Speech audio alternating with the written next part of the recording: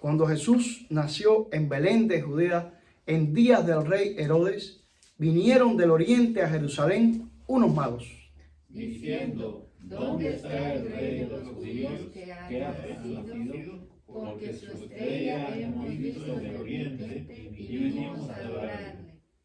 Oyendo esto, el rey Herodes se turbó y toda Jerusalén con él. Y convocando a todos los principales sacerdotes y los escribas del pueblo, les preguntó dónde había de nacer el Cristo. Ellos le dijeron: en Belén de Judea, porque así está escrito por el profeta.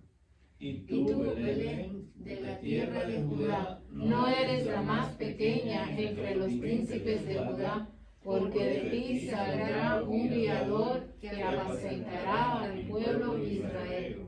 Entonces Herodes, llamando en secreto a los magos, indagó de ellos diligentemente el tiempo de la aparición de la estrella. Y enviándolos a Belén, dijo: id allá y averiguad con diligencia acerca del niño, y cuando le halléis, hacedmelo saber, para que yo también vaya y le adore. Ellos, habiendo oído al rey, se fueron, y he aquí la estrella que habían visto en el oriente iba delante de ellos, hasta que llegando se detuvo sobre donde estaba el niño. Y al ver la estrella se regocijaron con muy grande gozo. Y al entrar en la casa, vieron al niño con su madre María, y postrándose, le adoraron, y abriendo sus tesoros le ofrecieron presentes: oro, incienso y mirra. Pero siendo avisados por revelación en sueños que no volviesen a Herodes, regresaron a su tierra por otro camino. Amén. Bueno, mis hermanos, pues estamos ya a 2 de enero del año 2022. Estamos en el nuevo año, increíblemente. Así que feliz año nuevo para todos. Y yo todavía estoy, como pueden ver, con la corbata navideña. Y específicamente hoy, esta corbata pues tiene a los... simboliza a los sabios del oriente. Y es que precisamente todavía hoy, en el primer domingo de enero, estoy predicando de Navidad. Una serie que hemos tenido desde el mes pasado que cumple hoy 5 sermones. Este es el 5º sermón. Y muy apropiado, pues las iglesias del oriente, los ortodoxos, celebran Navidad 6 de enero. Nosotros en realidad ya la celebramos el 25 de diciembre. Pero el 6 de enero todavía celebramos el Día de los Reyes, ¿no? Así que todavía este día 6, pues los niños esperan sus juguetes, sus regalos. Es el Día de los Reyes Magos. Y por eso, precisamente hoy, yo estoy predicando mi último sermón de Navidad. Porque estamos todavía en ambiente navideño. Lo cierto es, mis hermanos, que bueno, feliz Año Nuevo, feliz Navidad. Y también, si ustedes celebran feliz Día de los Reyes Magos, el próximo 6 de enero. Yo hoy traigo esta predicación porque, aunque alguna gente piensa que esta historia de los sabios del oriente es una historia para niños, ¿no? Como si hubiese partes de la Biblia que fueran para los niños y partes de la Biblia que fueran para adultos. Y no es así. Toda la Biblia fue escrita para toda la humanidad. Y toda la Biblia, desde Génesis 1 hasta Apocalipsis 22, fue escrita para niños, para jóvenes, para adultos y para ancianos. Es la palabra de Dios para todo ser humano. Y por lo tanto, tenemos que tener mucho cuidado en pensar que hay algunas historias que, bueno, esas son historias para los niños. Y yo creo que una de esas historias que corre el riesgo de que alguna gente diga es para los niños es la historia de los Reyes Magos, la historia de los sabios del Oriente. Nada de esto. Esta es una historia escrita que fue real y que está ahí para todos nosotros y tiene grandes enseñanzas que darnos, tanto a niños como a los adultos. Y aunque yo sé que hay niños que pueden ver mi sermón, pues yo predico también para adultos. Bienvenidos los niños que puedan verme luego por la internet, pero bienvenidos también los adultos. Y de hecho los que tengo ahora aquí delante de mí, todos son adultos. Aunque todos somos niños también, en Cristo Jesús, ¿verdad? Pues bien, el sermón que hoy les traigo, le he puesto como título: La luz verdadera ya alumbra. La luz verdadera ya alumbra.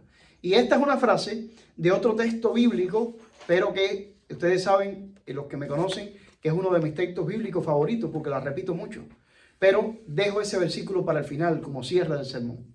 Ahora estoy apenas en el principio lanzando el título: La luz verdadera ya alumbra. Basado este sermón en Mateo 2, del 1 al 12. Y bueno, ¿por qué le hemos titulado así? La luz verdadera ya alumbra. Bueno, pues porque en este texto, en estos 12 versículos, hay protagonistas seres humanos, pero hay protagonistas también un fenómeno astronómico, una estrella. ¿Y la estrella qué hacen? Emiten luz, ¿verdad? Alumbran. Y precisamente los protagonistas humanos de esta historia, unos sabios del oriente llamados aquí magos, pues fueron atraídos por la luz de esa estrella que apareció en el oriente. Y ellos interpretaron de acuerdo a su religión. Ellos no eran de religión judía, ellos eran astrólogos, porque mucho cuidado con llamarles ni siquiera astrónomos. En aquella época no había astronomía, en aquella época como tal no podemos decir que hubiese una ciencia astronómica, todo lo que había era astrología. Y la astrología, ustedes saben que mezcla muchas cosas que tienen que ver en realidad con cuestiones religiosas, con cuestiones que incluso eran condenadas por la Biblia. La adoración a las estrellas, la interpretación de los astros. Por lo tanto, esta historia se vuelve todavía más sorprendente, porque nos preguntamos, bueno, ¿cómo es posible entonces que algo que había sido condenado y está claramente condenado en las escrituras del Antiguo Testamento, sin embargo, aquí en el Nuevo Testamento te presenten a personas que eran precisamente practicantes de esa religión, como personas que fueron atraídas para venir a celebrar el nacimiento del niño? Bueno, es una realidad e intentaremos responder a esa pregunta con este sermón. Pero desde ya les estoy diciendo que he titulado La luz verdadera ya alumbra, porque esos sabios del oriente, como quiera que sea, fueron atraídos por la luz de una estrella. Y esa luz de la estrella los llevó a una luz todavía superior, la luz del niño que encontraron en Belén. Y refiriéndome a la luz de ese niño, es que yo he titulado el sermón La luz verdadera ya alumbra. Pero vayamos al texto como tal, y mirando allí el verso número 1 de Mateo capítulo 2, lo primero que nos encontramos, me parece que la primera frase resume los primeros 2 sermones que yo prediqué en esta serie de Navidad. Porque ustedes recuerdan que en el primer sermón que yo prediqué, yo hablé del tiempo en el cual había nacido el niño, basándonos en un texto de Lucas. ¿Se acuerdan? Cuando Lucas, historiador al fin, pone bien exacto el tiempo en que nació el niño. Pero en el segundo de los sermones yo dejé de hablar del tiempo y hablé del lugar. Hablé de Belén, ¿se acuerdan? Porque el niño nació en Belén. Bueno, la primera frase de este texto de Mateo 2 pone el tiempo y el lugar, los dos juntos. Dice, cuando Jesús nació, ¿dónde? En Belén, de Judea, en días del rey Herodes. Ahí está junto, en esa sola frase. Tiempo y espacio. El niño nació en un lugar concreto, en un lugar determinado y en un tiempo específico. Y esto, mis amados hermanos, cuando nosotros lo analizamos, es realmente milagroso. Porque cuando nosotros hablamos de Dios, en el Dios en que nosotros creemos, nosotros podemos concretar a Dios a un lugar y a un tiempo específico. Para nada, ¿verdad? Dios ni siquiera cuando hablamos de Él podemos hablar de Él refiriéndonos a nuestro tiempo cronos, ¿verdad? Sino el tiempo kairos, que es el tiempo de Dios y es otro tiempo, es otra noción del tiempo. Por eso la palabra de Dios dice que para el Señor un día es como 1000 años y 1000 años como un día. Nosotros que estamos hoy dándole la bienvenida en el primer domingo del año 2022, esta manera de marcar el tiempo es para nosotros, son códigos para nosotros, pero Dios no necesita de esos códigos, porque Dios habita desde la eternidad y en la eternidad y por la eternidad. Él es eterno y no podemos concretar a Dios a un punto específico de un lugar, porque Dios ni siquiera el vasto universo lo puede contener. Cuando Salomón fue a inaugurar el templo, ¿verdad? Allí en Jerusalén, ustedes recuerdan cómo Salomón con palabras muy sabias reconoce y dice, si a ti, oh Dios, ni aún los cielos de los cielos te contienen, sería una pretensión mía, pues, dedicarte a este lugar. Pero, de todas formas, fue dedicado el templo a Dios en Jerusalén como un lugar especial para representar la presencia de Dios. Pero Dios está en todas partes. Por eso decimos que Dios es omnipresente. Por eso, cuando vemos esta primera cláusula de Mateo 2:1 que dice, cuando Jesús nació en Belén de Judea, en día del rey Herodes, el milagro más grande de toda la historia universal está ahí contenido. ¿Por qué? Porque ahí te está diciendo, el Dios omnipresente y eterno se está especificando a un punto del tiempo y del espacio. Está apareciendo físicamente, naciendo en un bebé, en un lugar concreto, Belén de Judea, y en un tiempo determinado, días del rey Herodes, cualesquiera que haya sido. ¿No es acaso maravilloso esto? Que nuestro gran Dios, que ni los cielos de los cielos pueden contener, se haya reducido a un feto que estuvo dentro de una madre por 9 meses y haya nacido en un bebé frágil, como cualquier otro niño, porque no tuvo privilegio, ¿eh? Es más, lejos de tener privilegio, nació en el peor de los lugares que puede nacer un niño, en un lugar de animales. O sea, qué grande el amor de Dios, que viviendo Él por la eternidad y siendo omnipresente, se especificó a un punto del tiempo y del espacio, estando igual que nosotros, que cada uno de nosotros está preso en el tiempo y el espacio. Por más que usted quiera ahora mismo, y aunque su cabeza esté dando vueltas ahora, y esté con la familia, sobre todo si está enfermo, ¿verdad? Allá en Florida, o en Guatemala, o en España, ¿verdad? Pensando ahora mismo en familiares que están en esos puntos del planeta, y que usted quisiera estar con ellos, ¿verdad? Porque están enfermos. Pero usted, por más que usted quiera, usted puede estar solamente en un punto del tiempo y del espacio. Usted puede estar ahora y aquí. Más nada que eso. Pues Dios, que para nada está preso en el tiempo y en el espacio, quiso Él mismo, por voluntad propia, venir a un punto concreto del tiempo y del espacio. Se especificó. El Dios que podríamos decir que es el Dios de la generalidad, el Dios universal, se concretó a un punto, a un momento, a un espacio. Y es lo que Filipenses pues habla acerca de que haya en ustedes este mismo sentir que hubo en Cristo Jesús, el cual siendo en forma de Dios, no estimó el ser igual a Dios como cosa que aferrarse. No se aferró a eso, sino que se despojó y vino a este mundo, ¿verdad? Y estando en la forma de siervo, fue capaz incluso de ser fiel hasta la muerte y muerte de cruz. Cuando eso ocurrió, vinieron del oriente a Jerusalén unos magos. Y aquí tengo yo ahora los 2 próximos puntos del sermón. Porque en la frase, vinieron del oriente a Jerusalén, hay mucha tela por donde cortar. ¿Por qué razón? Bueno, pues porque los judíos llevaban tiempo esperando. Vamos a decir que llevaban tiempo esperando, porque vamos a ver lo que sucedió en realidad. Cuando llegó, era como si nadie lo hubiera estado esperando. Pero, vamos a decir que llevaban tiempo esperando porque las escrituras lo anunciaban. Pero muchas veces los judíos pensaron que Cristo era para ellos, que el Mesías era para los judíos exclusivamente, olvidándose de las promesas dadas a Abraham, allá desde Génesis capítulo 12, donde Dios le dice a Abraham, deja tu tierra, deja tu parentela, ve a la tierra que yo te diré, y en ti y en tu simiente me serán benditas todas las naciones de la tierra. Cristo en realidad vino para hacer de bendición a todas las naciones. Nació como niño judío, en una familia judía, pero para hacer de bendición a toda la humanidad.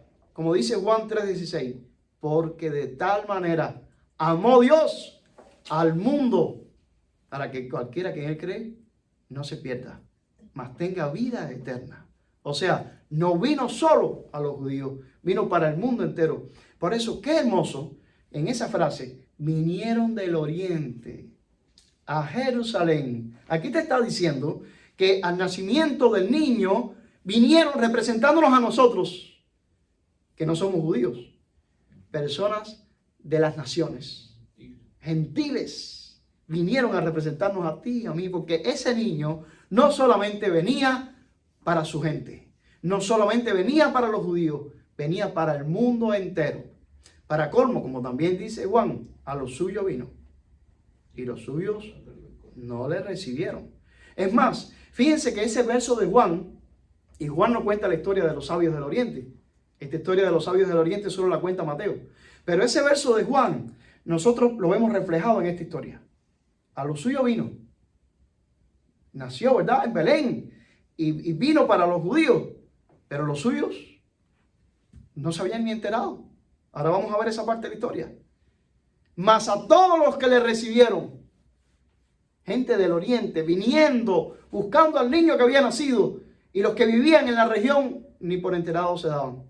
A todos los que le recibieron, se le dio, ¿verdad?, la bendición de ser hechos hijos de Dios. Qué buena noticia entonces ver que del oriente a Jerusalén, esa expresión del oriente a Jerusalén, nos está hablando de que el niño que había nacido fue recibido por personas de las naciones que venían a conocerle.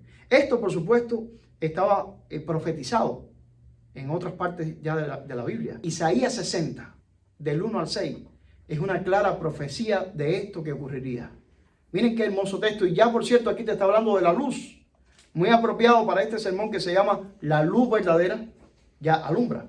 Dice Isaías 60, del 1 al 6. Levántate, resplandece, porque ha venido tu luz y la gloria de Jehová ha nacido sobre ti.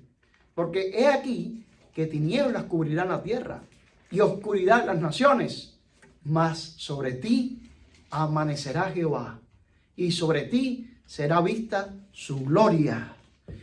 Y andarán las naciones a tu luz y los reyes al resplandor de tu nacimiento. Alza tus ojos alrededor y mira, todos estos se han juntado, vinieron a ti. Tus hijos vendrán de lejos y tus hijas serán llevadas en brazos. Entonces verás y resplandecerás, se maravillará y ensanchará tu corazón, porque se haya vuelto a ti la multitud del mar y las riquezas de las naciones hayan venido a ti. Multitud de camellos te cubrirá, dromedarios de Madián y de Efa. Vendrán todos los de Sabá, traerán oro e incienso y publicarán alabanzas de Jehová. Bueno, aquí solo faltó la mirra, Solo faltó la mirra, pero estaba profetizado el oro y el incienso. Yo creo que muy adrede, aquí en este caso, en el profeta, no se menciona la mirra. Y ustedes saben por qué, ¿no? Porque es que la mirra no suele encajar en una historia como esta. La mirra es para los muertos. Y aquí estamos hablando de personas que están viniendo a darle la bienvenida a un niño. El oro y el incienso maravilloso. Pero la mirra no hubiera pintado nada. Claro, entendemos ahora por qué Dios pone en el corazón de esta gente, de estos gentiles, incluir entre los regalos mirra. Y es que sabemos que ese niño venía con la misión crucial de morir por ti y por mí en una cruz. Y Dios puso en el corazón que trajeran la mirra como un símbolo de que ese niño venía a morir. Pero miren qué hermoso, cómo está profetizado literalmente en Isaías 60, del 1 al 6, que vendrían de las naciones y que incluso traerían oro, incienso. Es interesante que dice aquí multitud de camellos, porque a veces esta historia de Mateo sí se simplifica y a la hora de contárselo a los niños tú piensas que son, así como lo ilustra esta corbata, que son sencillamente 3 reyes magos que venían, y hasta la tradición, no la Biblia, le ha puesto los nombres: Melchor, Gaspar y Baltasar. Pero esa parte sí ya no es de la Biblia. No es de pensar que 3 hombres cargados con tesoros atravesaran tantos espacios geográficos, porque vinieron desde lejos, vinieron desde Persia, que era donde esa religión de la astrología pues era realmente seguida. Y estos hombres, con todos los bandidos que habían por los caminos, es de dudar que hayan hecho una travesía, siendo ellos de tanto rango, 3 hombres solamente, y con esos tesoros. Lo que es de pensar es que seguramente vino toda una comitiva, una caravana para recibir al niño, y por eso llamó tanto la atención en Jerusalén, porque no era que llegaran 3 hombres solamente, llegó una caravana del oriente. Esto no sucedía todos los días. Por otro lado, lo de las caravanas era usual en aquellos tiempos, donde los mercaderes, sobre todo, cuando iban a otra región a vender sus productos, no iban solos, porque precisamente los asaltaban en el camino. Pero para evitar los asaltos, pues se reunían en caravanas, como estamos viendo que ahora sucede también en toda Centroamérica. La gente se junta porque juntos es más difícil que la trata humana y que los ladrones puedan hacer daño a ellos. Entonces vienen en caravanas de cientos de personas. Bueno, pues una caravana no sabemos de cuánto, pero dice aquí multitud de camellos te cubrirá. Quiere decir que Isaías nos da un poquito de luz acerca de la caravana que en realidad llegó a Jerusalén. Pero esa primera frase, volviendo a Mateo, capítulo 2, verso 1, del oriente a Jerusalén, es muy importante. Porque nos está diciendo, los gentiles vinieron a ser testigos del nacimiento de Jesús. Lucas te cuenta cómo los pastores, ¿recuerdan? Los pastores que cuidaban los rebaños de Belén, que no eran cualquier rebaño, fueron llamados. Pero los pastores representaban, por así decirlo, a los judíos. Los visitantes que nos representaban a nosotros no fueron los pastores, fueron estos sabios del oriente. Ahora, la última frase del verso, unos magos, que viene de una palabra muy parecida, la palabra magoi, no es una palabra que nos guste tanto como sabios. Aquí nos encantaría, para decir verdad, que dijera sabios, porque nos habría quizás ahorrado algunos dolores de cabeza, ¿no? Y de hecho, fíjense que yo mismo utilizo la palabra sabio, los sabios, los sabios. Esto de los sabios es para tirarle, vamos a decirle un salve a estos visitantes. Pero la Biblia, que te habla lo que es, dice que eran unos magos. Y al decir unos magos, nos las pone difícil. Porque está refiriéndose, y no puedes esconderlo, a personas que no solamente eran gentiles, sino que eran representantes de una religión pagana. Y no solamente representantes de una religión pagana, sino que eran, por así decirlo, sacerdotes de una religión pagana. ¿Qué hace Dios? Trayendo a personas de una religión pagana a ver el nacimiento de Cristo. Que fueran gentiles, buenísimo, porque nos representaban, pero que fueran de una religión idólatra, pagana, condenada en el Antiguo Testamento. Bueno, mis hermanos, yo creo que tiene mucho que ver con un verso como el de Lucas 19, 37 al 40. Lucas 19, 37 al 40, es Jesús el que está hablando ahí, en Lucas 19, 37 al 40, pero está diciendo, cuando llegaban ya cerca de la bajada del monte de los olivos, toda la multitud de los discípulos gozándose, comenzó a alabar a Dios a grandes voces por todas las maravillas que habían visto, diciendo, bendito el Rey que viene en el nombre del Señor, paz en el cielo y gloria en las alturas. Entonces, algunos de los fariseos de entre la multitud dijeron, maestro, reprende a tus discípulos. Y él respondiendo les dijo, os digo, que si estos callaran, las piedras clamarían. Si estos callaran, las piedras clamarían. ¿Qué sucedió cuando el niño Jesús nació en Belén? ¿Quién lo estaba esperando en su nación? ¿Quién lo estaba esperando en Jerusalén? ¿Quién lo estaba esperando ni siquiera en Belén? ¿Alguien lo estaba esperando? Nadie lo estaba esperando. Eran los poseedores de la verdad. Eran los custodios de la palabra de Dios. Pero estaban en las nubes de Valencia. Así que se me oferta nuestro hermano español, ¿verdad? Estaban en las nubes de Valencia. Nadie sabía que había nacido el niño. La pregunta es, ¿lo estaban esperando o no lo estaban esperando? Un hombre anciano que tenía el sueño de ver al Mesías antes de él morirse, Simeón.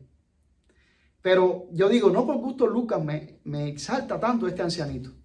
¿Sería acaso este ancianito el único en todo Israel que estaba con la expectativa de que él va a nacer, él va a nacer, él va a nacer? Porque pareciera ser que en esos 400 años de silencio que hubo entre lo que llamamos el Antiguo Testamento y el Nuevo Testamento, la gente ya como que se acostumbró a que el Mesías que venía no viene y no acaba de venir. Y por lo tanto, estaban en toda Jerusalén dormidos. ¿Y qué hizo Dios? Bueno, lo que dice Jesús, si ustedes se callan, las piedras clamarán. Y no es la primera vez en la palabra de Dios que cuando los que son supuestamente del pueblo de Dios no hacen lo que hay que hacer, Dios, para avergonzarlos, pone a los que menos esperaríamos nosotros. Bien lo dice el apóstol Pablo en uno de los textos, que dice que Dios, para avergonzar a los sabios, ¿verdad?, llamó a los necios. Y hay otro texto, como es el texto, por ejemplo, de Mateo 21, del 31 al 32, donde Jesús también, hablando con estos supuestos religiosos que tenían la verdad, y después de una parábola dice, ¿cuál de los dos hizo la voluntad de su padre? Dijeron ellos, el primero. Y Jesús le dijo, de cierto os digo, que los publicanos y las rameras van delante de vosotros al reino de Dios. Porque vino a vosotros Juan en camino de justicia y no le creísteis. Pero los publicanos y las rameras le creyeron. Y vosotros, viendo esto, no os arrepentís después de creerle. Seguramente ustedes recuerdan que muchas veces Jesús, para avergonzar a los que supuestamente tenían la verdad, a los fariseos, pues les echó en cara que un samaritano era más capaz que ellos de hacer lo que había que hacer. ¿Se acuerdan, por ejemplo, la parábola del buen samaritano? ¿Recuerdan? Cuando el fariseo, ¿verdad?, se echó a un lado en el camino cuando vio a aquel tirado ahí, dijo, este quizás tiene hasta COVID, me voy por acá para no recogerlo. Y después venía un levita, ¿verdad?, de los que adoraban en el templo, y que hizo lo mismo. Se echó a un lado y se fue, se apartó. Sin embargo, un hereje. Sí, porque hay que tener en cuenta que en aquel momento, para un judío que era un samaritano, un hereje, pues Jesús pone de ejemplo al hereje y le dice, lo que no hizo el sacerdote y lo que no hizo el levita, lo hizo un hereje que pasaba por ahí. Recogió al hombre golpeado y herido, lo llevó hasta un mesón, pagó los gastos de todo lo que hubiese que pagar. Y entonces Jesús le pregunta al doctor de la ley, al cual le está contando esta historia, le dice, ¿quién crees que fue el prójimo de este que fue herido en el camino? Y el doctor de la ley, como se avergonzaba de tener que responder y decirle que era lo que Jesús quería, el samaritano, pero eso era una vergüenza para él, le dijo, el que tuvo misericordia de él. Porque era una ofensa, Jesús le estaba ofendiendo, Jesús le estaba diciendo, ustedes que se creen que son los mejores y que son los que se creen que tienen la verdad, sin embargo, un samaritano muchas veces es capaz de hacer lo que ustedes no hacen. Bueno, pues en esta historia de los sabios del Oriente, Dios está haciendo eso mismo que hizo Jesús al contar estas historias de samaritanos a los cuales le ponía de ejemplo a los judíos que se creían que eran los que tenían la verdad.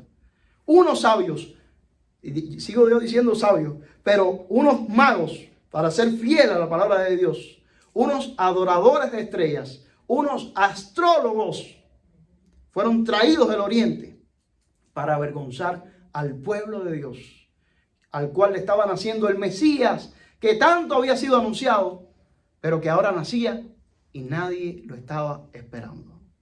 Pero como dice Jesús, si ustedes se callan, las piedras hablarán. Y en este caso no tuvieron que hablar las piedras, porque vinieron unos sabios en la búsqueda de la verdad.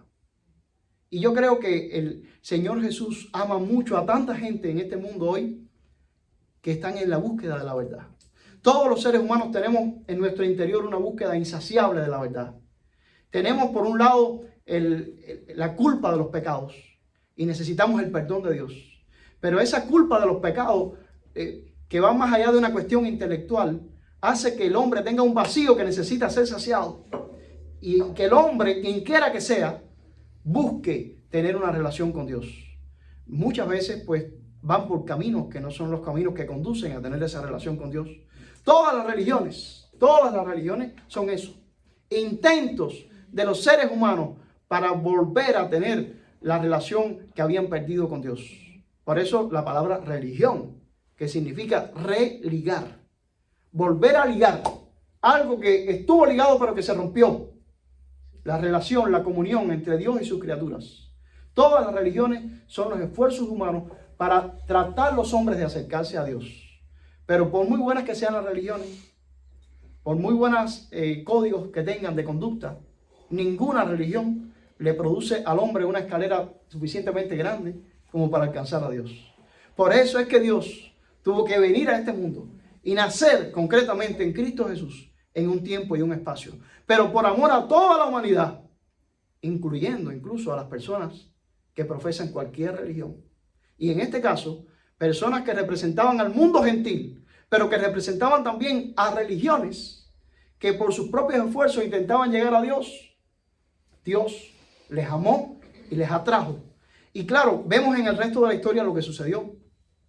Estos hombres, la luz de la estrella, lo más que les llevó fue a Jerusalén, porque ellos en el cielo veían que esta estrella, que alguna relación tenía con los judíos, según las interpretaciones de ellos dijeron, bueno, si es un judío el que nació, ¿dónde debe nacer? En Jerusalén. Y en Jerusalén, ¿dónde nace un judío importante? Que no sea en el palacio.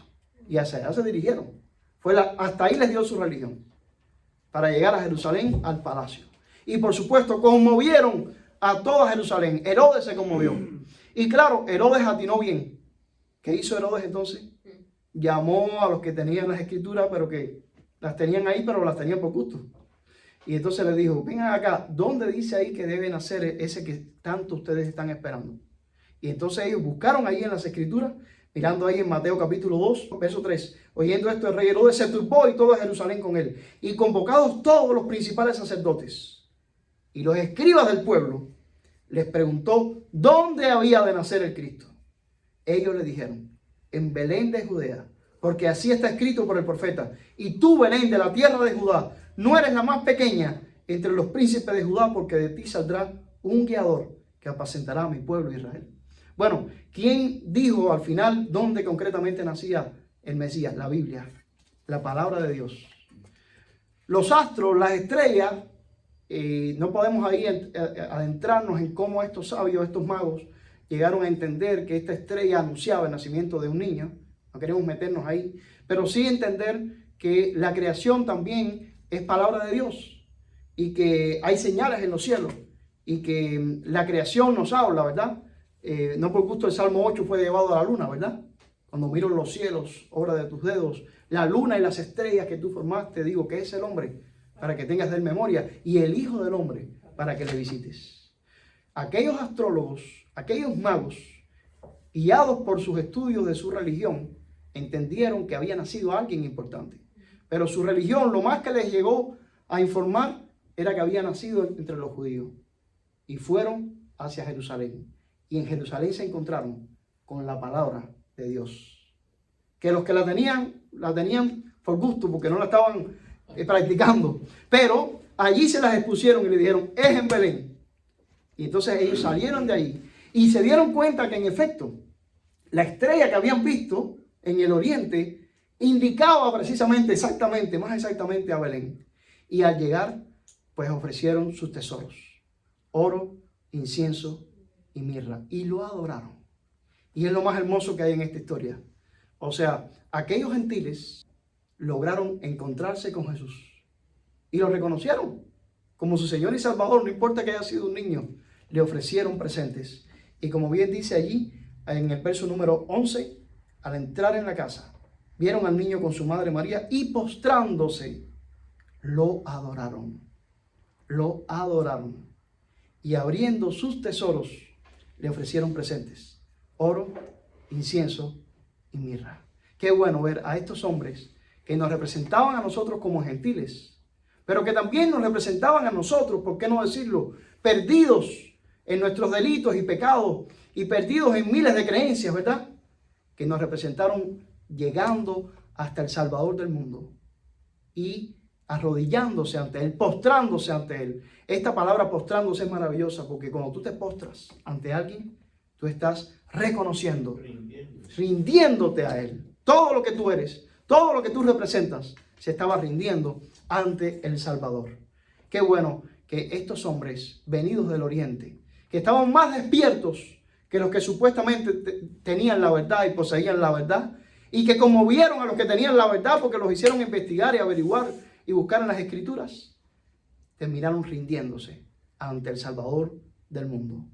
Y la pregunta es, ¿qué harás tú? ¿Verdad? Estos hombres fueron guiados por la luz de una estrella. ¿Qué haremos nosotros? Que no somos astrólogos, pero que en la Biblia nos dice que precisamente para vencer a toda la horrenda oscuridad en la que vive este mundo vino Cristo, para que cualquiera que en Él cree no se pierda.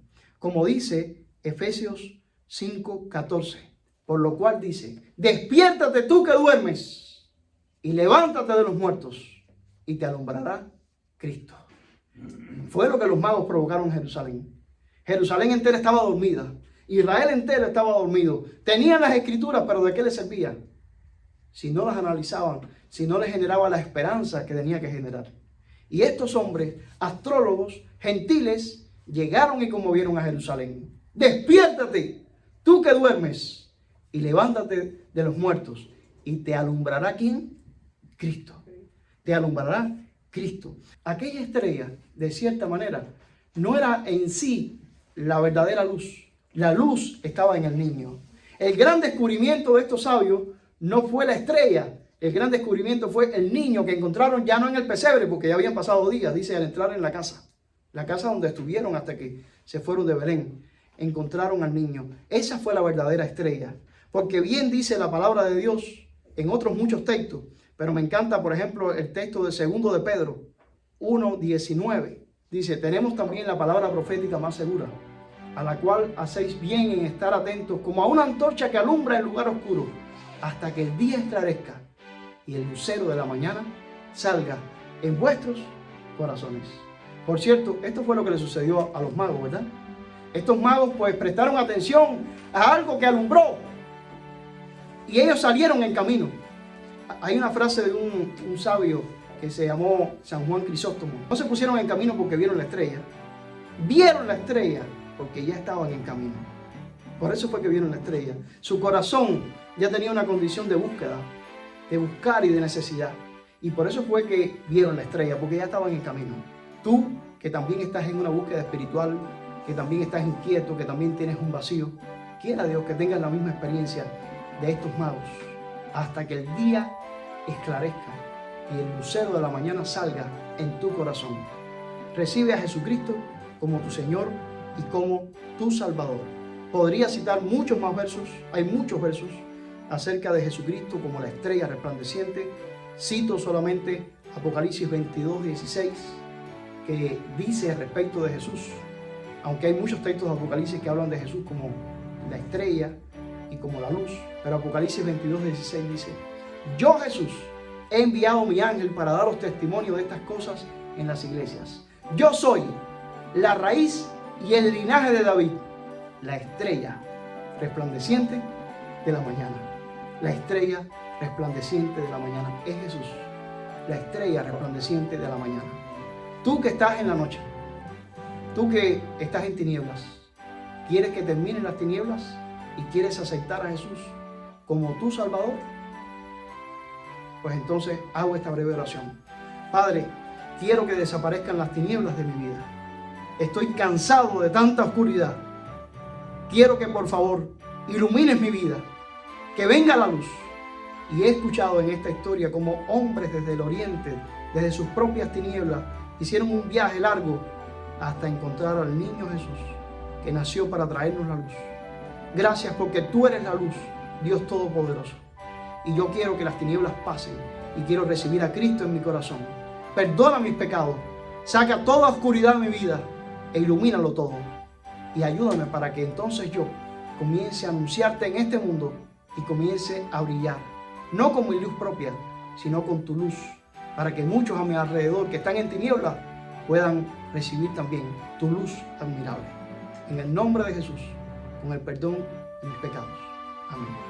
Cierro con ese texto que le da título a mi sermón, y es el texto de 1 de Juan 2:8b, que yo cito muchísimo, y es el texto que dice, porque las tinieblas van pasando y la luz verdadera ya alumbra.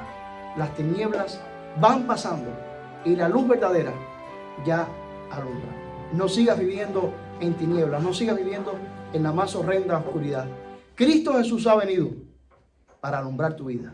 Recíbelo. Amén.